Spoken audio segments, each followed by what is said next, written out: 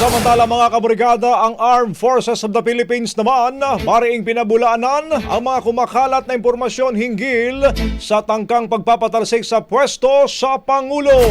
Mula dyan sa Campo Aguinaldo, Brigada Kat Austria, ibrigada mo!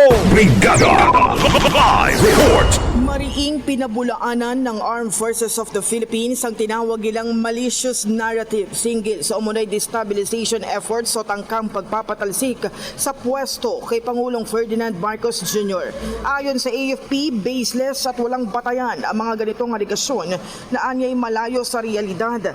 Nananatili rin anilang tapat ang AFP hindi sa politika o personalidad kundi sa konstitusyon at sambayan ng Pilipino.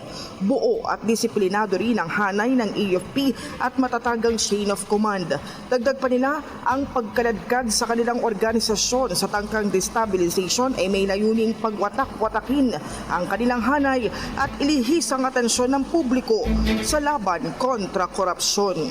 In the heart of changing lives, ako, si Brigada Kat Austria ng 105.1 Brigada News of Manila, the Music and News Authority. Ang bahaging ito ay hatid sa atin ng Maxan Mangosteen Santon Coffee. Max Healthy, Max Sarap.